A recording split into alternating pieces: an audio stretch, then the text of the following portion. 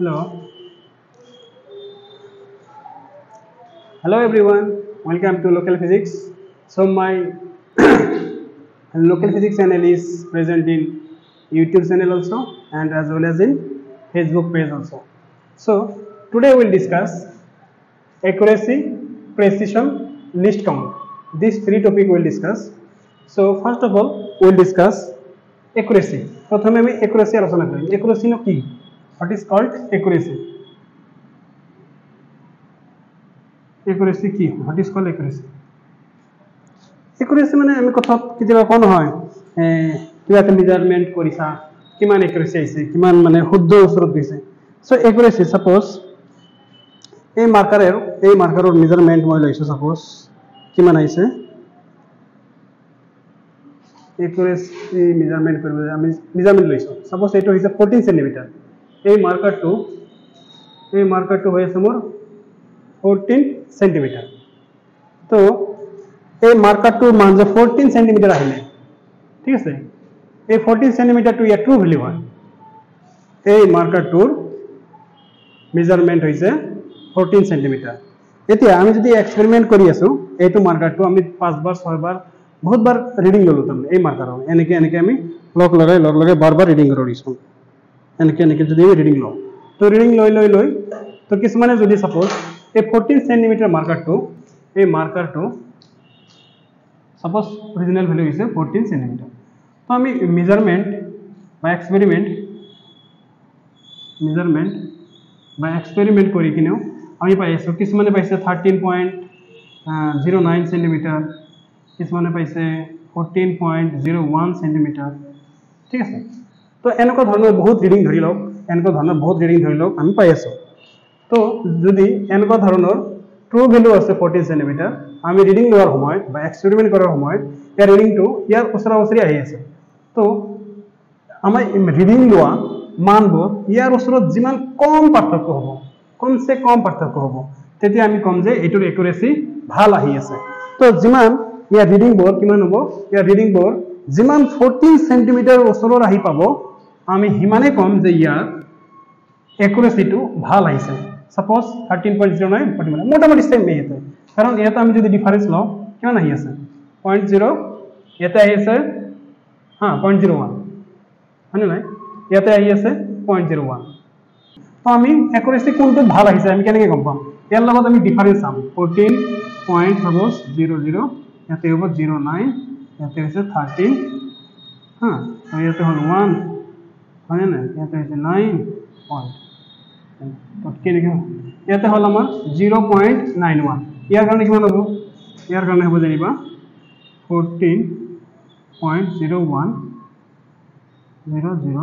14 ইয়াতে কিমান পাই আছো 10 ইয়াতে পাই আছো 0.01 তো ডিফারেন্স এই ট্ৰু ভ্যালুৰ লগত কোনটোৰ লগত কমসে কম ডিফারেন্স আছে কমসে কম ডিফারেন্স ইয়াত আছে 0.01 আর ইয়াত আছে 0.91 তেনেহলে ইয়াৰ পৰা কোনটো একুৰেসি বেছি হৈছে ৰিডিং লওঁতে এইটো একুৰেসি বেছি হৈছে ঠিক আছে তো the experiment in which the calculated value approaches the true value is called accuracy হেইবিলাক এক্সপেরিমেন্ট যোনবিলাক এক্সপেরিমেন্টত আমাৰ এক্সপেৰিমেন্টাল মান আমাৰ ট্ৰু ভ্যালুৰ একেবাৰে ওচৰা-ওচৰি হয় হেতু আমাৰ accuracy মান লোৱা হয় বা হেতু আমাৰ accuracy মান গণ্য কৰা হয় ঠিক আছে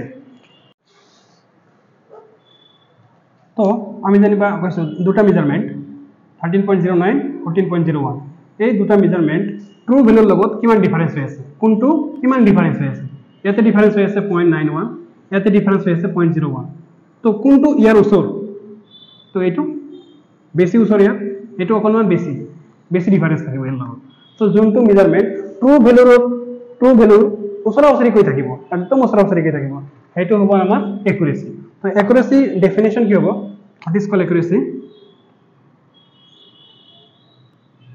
the measurement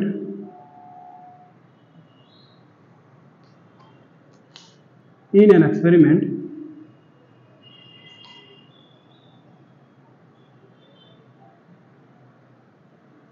in which the measured value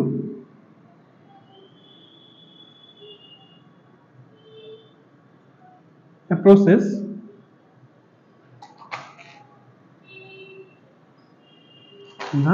true value. Approaches the true value, in which the measurement approaches the true value. तो accuracy कार ऊपर डिपेंड करिवो, accuracy कार ऊपर depend करिवो, it depends on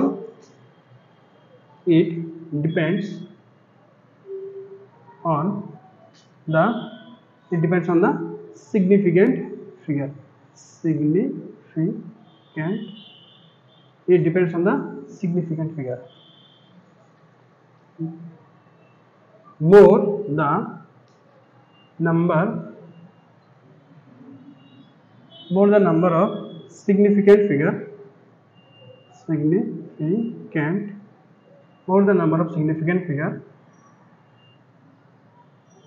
more accuracy is the measurement. More accuracy is the measurement. More accuracy is the measurement. ठीक है। तो प्रथम कथा होइसे कि accuracy होइसे এটা এক্সপেরিমেন্টত আমি এক্সপেরিমেন্টাল ভ্যালু ট্ৰু ভ্যালুৰ কিমান ওচৰা ওচৰিকৈ গৈছে, তো যিমান ওচৰা ওচৰিকৈ গৈছে যিমান নিয়াৰেস্ট ভ্যালু হ'ব মানে হ'ব আমাৰ ভাল একুৰেসি। তো the measurement in an experiment in which the measured value approaches the true value is called accuracy. So accuracy it depends on significant figure. Significant figure যিমান বেছি হ'ব সিমান ভাল accuracy হ'ব আমাৰ, ঠিক আছে। তো accuracy কি significant figure কাক কোৱা হয় এটো আমাৰ আৰু এটা ভিডিও বনোৱা আছে, আপোনালোকে চাব পাৰিব। significant figure ওপৰত ভিডিও অলৰেডি বনোৱা আছে। তো ভিডিও ঠিকঠাক হৈ আছে? yes। তো নেক্সট টপিক আমাৰ কি আছে? Next topic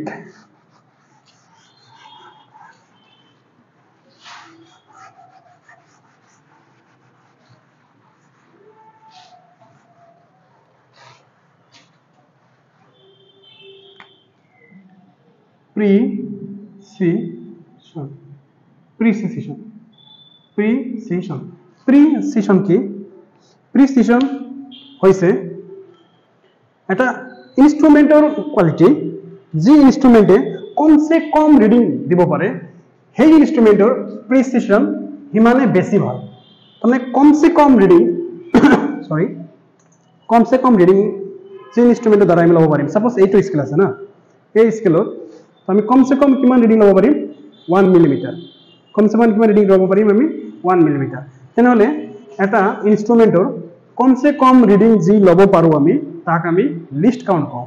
The smallest reading that we can take by using an instrument is called the least count of that instrument. তো লিস্ট কাউন্ট কি হয়? The least count হইছে যিকোনো একটা ইনস্ট্ৰুমেন্টৰ কমসে কম ৰিডিং যোনটো আমি ল'ব পাৰো হেটো হইছে সেই ইনস্ট্ৰুমেন্টৰ লিস্ট কাউন্ট, ঠিক আছে। called accuracy. It's called accuracy.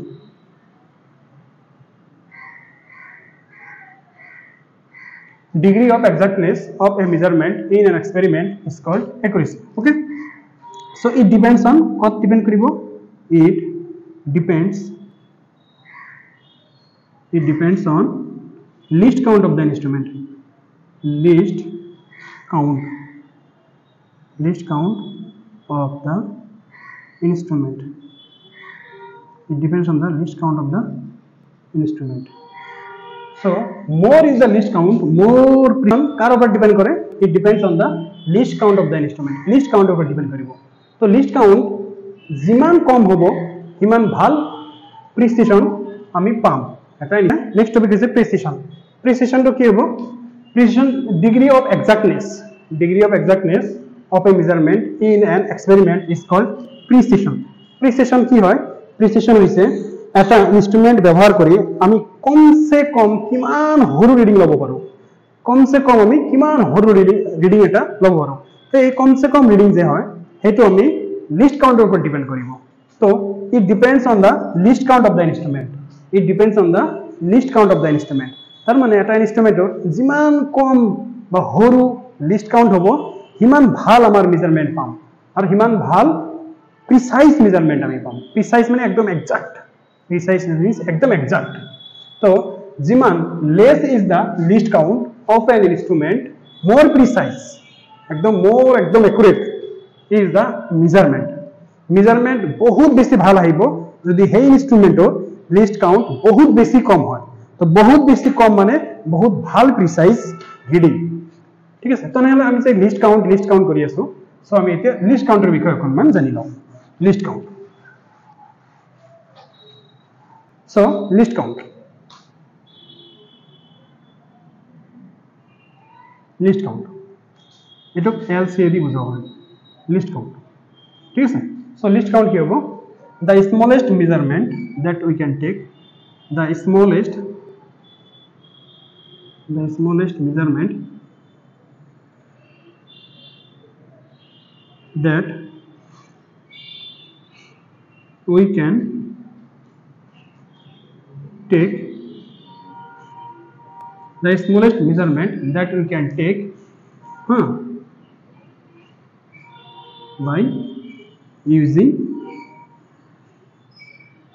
by using an instrument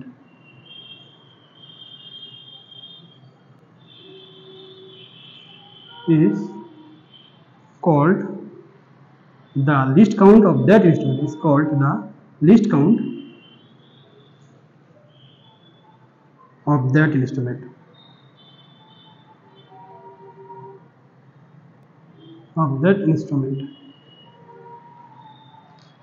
So the smallest measurement that we can take by using an instrument is called the least count of that instrument.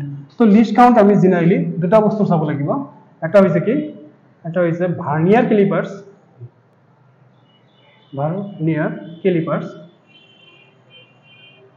আৰু এটা চাম next screw গজ। Vernier ক্যালিপাৰ্স আৰু এটা হৈছে screw গজ। So vernier ক্যালিপাৰ্স, so vernier ক্যালিপাৰ্সত কি হ'ব? আমি এটা থাকিব কি ভার্নিয়ার স্কেল আর এটা থাকবে মেইন স্কেল। তো ভার্নিয়ার স্কেল ডিভিজন আর হচ্ছে মেইন স্কেল ডিভিজন।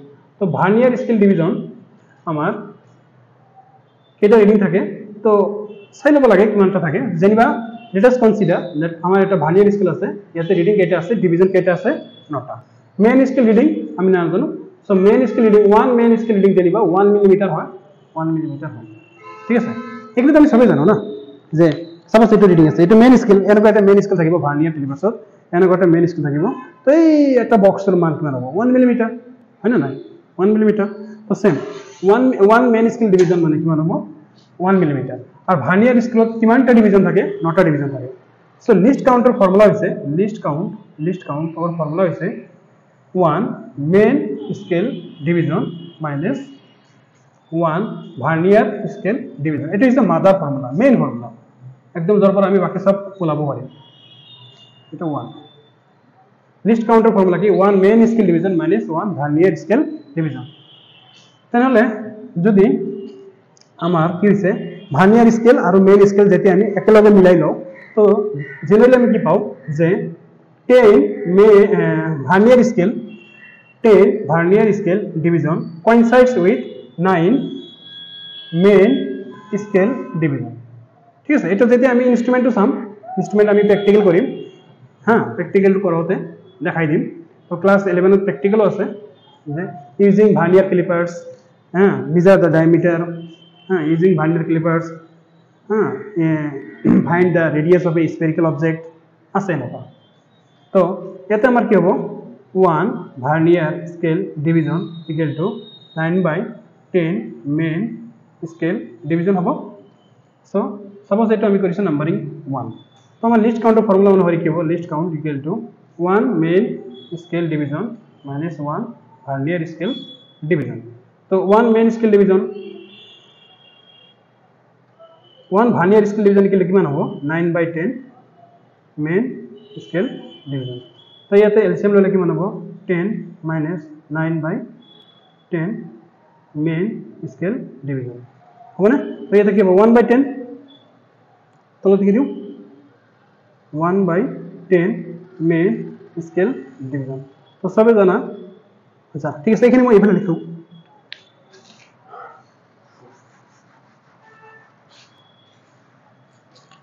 কিমান হ'ব? List count 1/10 main scale division. তো তোমালোকে এটা চাবা 1 মেইন স্কেল ডিভিজন লিখিলে কিমান হয় 1 মিলিমিটাৰ 1/10 তো ইয়াতে কিব 1 মিলিমিটাৰ তাৰ মানে ইয়াতে কিমান হ'ব 1/10 মিলিমিটাৰ ইকুৱেল টু 0.1 মিলিমিটাৰ এটা তুমি যদি সেন্টিমিটাৰত লোৱা কিমান হ'ব 0.01 সেন্টিমিটাৰ তো list count of A vernier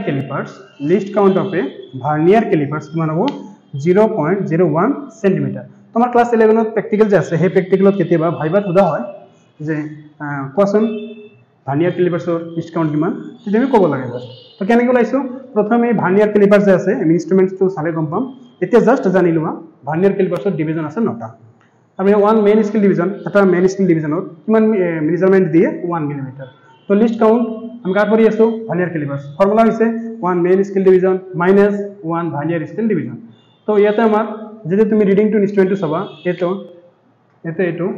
और देखो एटो 10 vernier scale division equal two 9 main scale division ঠিক আছে তো এখানে পারিলো লিষ্ট কাউন্ট লিখিলো ফর্মুলাটো লিখিলো তার পিছত ফর্মুলা কৰাৰ পিছত ক্যালকুলেশন 1 মেইন স্কেল ডিভিজনৰ ভ্যালু বহালো 1 মিলিমিটার তো 1 মিলিমিটার তো লিষ্ট কাউন্ট কিমান হ'ব 0.1 সেন্টিমিটার তো এইটো জানিবা এটা এক্সাম্পল দিলো হা তেনেহলে এইটো মই যদি জেনাৰেলাইজ কৰিব বিচাৰো তেনেহলে কি হ'ব ঠিক আছে দেখা পাইছে গোটেইখিনি হা এতিয়া যদি মই এইটো জেনাৰেলাইজ কৰিব বিচাৰো তেনে লিষ্ট কাউন্ট কি হ'ব এটা চাব n plus 1 vernier scale division equal to n main scale division এটো হ'ব তো ইয়াৰ পৰা 1 vernier scale division equal to n plus 1 main scale division এটা নাম্বারিং কৰিলো তো আমি জানো least count equal to 1 main scale division minus 1 vernier scale division okay তো 1 main scale division minus 1 vernier scale ডিভিজনৰ মান আমি ইয়াতে পালো n plus 1 এটা কি হ'ব মেইন স্কেল ডিভিজন এটা ডিভিজন তো এইখিনি ইফালে আমি কি পাম টেস্ট কৰি দিছো ক্যালকুলেশন কৰিলে আমি ইয়াতে কি পাম list count is equal two तो 1 main scale division minus n/n plus 1 main scale division तो ये तो मैं एलसीएम लो n plus 1 ये तो होगा n plus 1 minus n main scale division तो n get cancel out 1/n plus 1 main scale division तो लिस्ट काउंट किमान পালো 1/, এটা জেনারেল ফর্মুলা তো LCL least count equal to 1/n plus 1 main scale division আর 1 main scale division equal 1 millimetre না এটা আমি 1 মিলিমিটার লিখব পারিম সো এনেকে আমি ভার্নিয়ার ক্যালিপাৰ্সৰ লিষ্ট কাউন্ট চাব পাৰিম তাহলে আৰু এটা ইনস্ট্ৰুমেন্ট আছে এটাৰ নাম হৈছে কি স্ক্ৰু গজ কি নাম এটাৰ নাম হৈছে স্ক্ৰু গজ তো ইনস্ট্ৰুমেন্টটো বৰ্তমান মোৰ লগত নাই মই যেতিয়া প্ৰ্যাকটিক্যাল কৰাম তেতিয়া আপোনালোকক দেখাই দিম এটা জাস্ট ক্যালকুলেশন চাও লিষ্ট কাউন্টৰ স্ক্ৰু গজৰ SCREWGAU স্ক্ৰু গজত কি থাকে মানে এনেকুৱা এটা সাৰ্কুলাৰ স্কেল ডিভিজন থাকে আৰু ইয়াতে লিনিয়াৰ থাকে এনেকে ইয়াতে পোৱা হয় এটো আগুৱাই যায় ঠিক আছে না আগুৱাই যায় তো ইয়াতে লিনিয়াৰ স্কেল ডিভিজন থাকে আৰু সার্কুলার স্কেল ডিভিজন থাকে মেইন থাকে না দুটা এটা থাকে সার্কুলার স্কেল ডিভিজন আর এটা থাকে মেইন স্কেল ডিভিজন ঠিক আছে circular scale division main scale division তো ইয়াতে লিস্ট কাউন্ট কি হয় জানেন least count is equal to pitch pitch by number of circular scale division least count এগুলো কি হয় pitch upon number of circular scale division এটা পিচ মানে কি জানেন পিচ মানে মই সাপোজ এই মার্কারটো খুলি মই দেখাইছো এটো খুলি দেখাইছো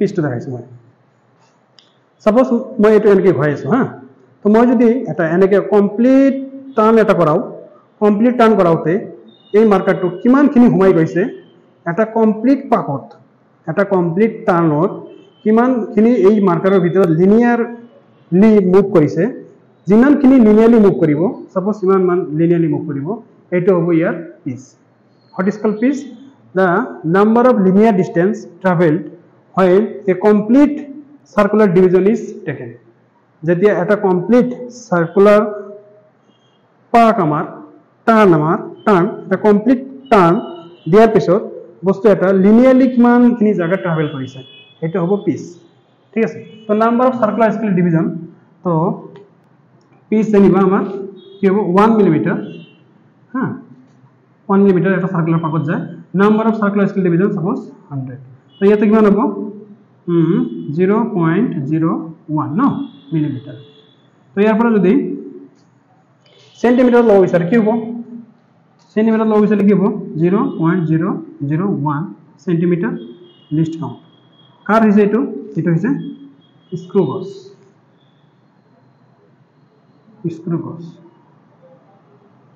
গছৰ লিস্ট কাউন্ট কিমান 0.001 সেন্টিমিটাৰ তো আকৌ কৈছো স্ক্ৰু গছত কি থাকিব সার্কুলার স্কেল ডিভিজন আর মেইন স্কেল ডিভিজন এই দুটা থাকিব তো least count equal to pitch upon number of circular scale division pitch माने कि हां linear the distance traveled in linear scale when one complete rotation takes place কি কৈছো মই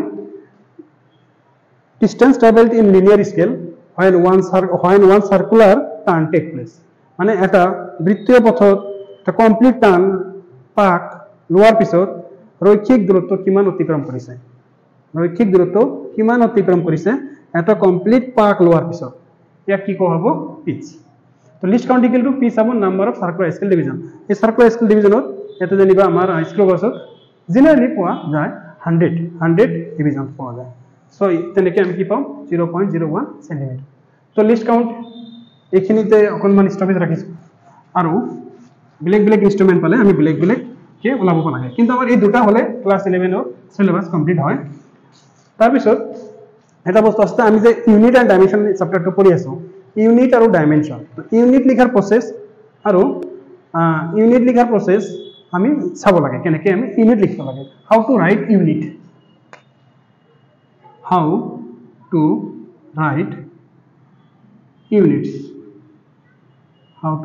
ইউনিটস তো যেতিয়া আমি সাপোজ আপোনালোকে ক'ব হ্যাঁ এটা লিখিছো মই নিউটন আর এটা লিখিছো মই নিউটন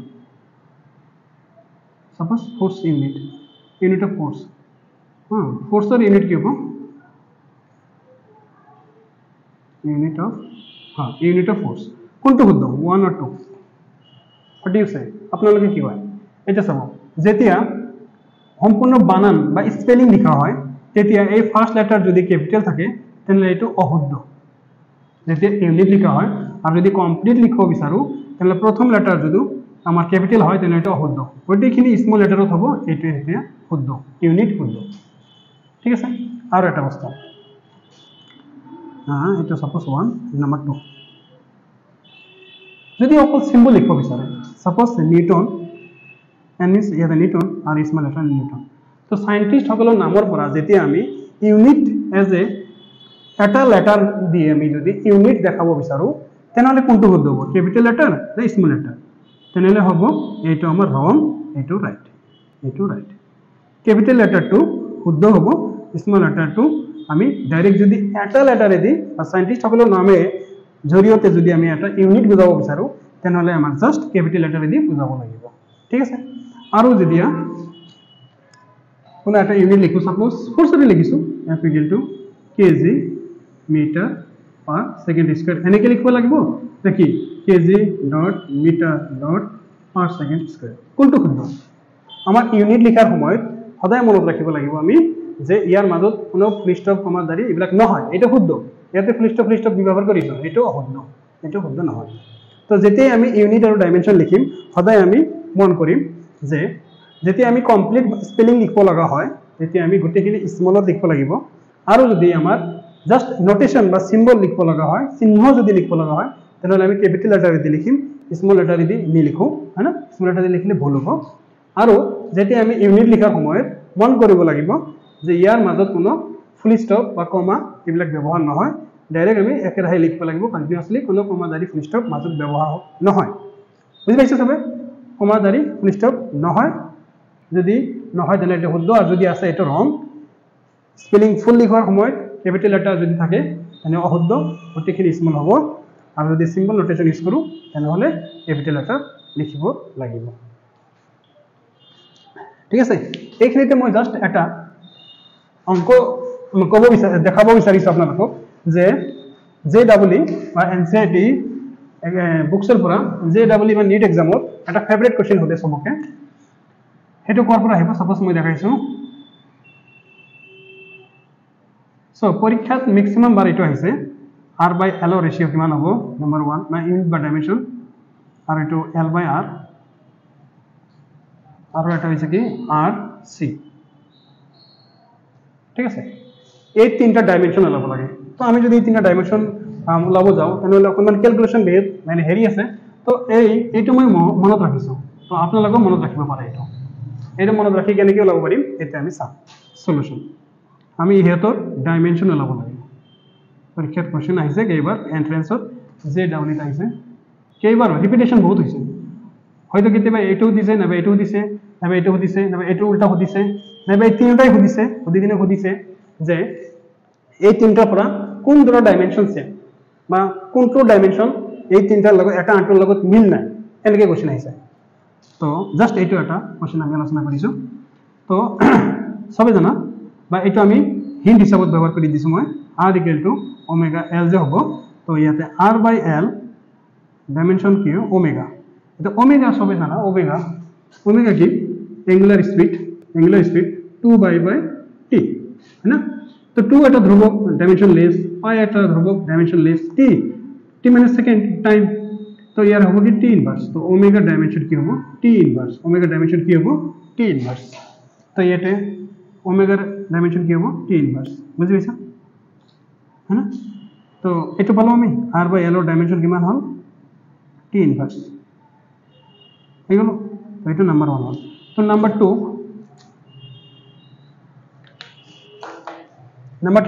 এটা উল্টা করে দিব লাগে L/R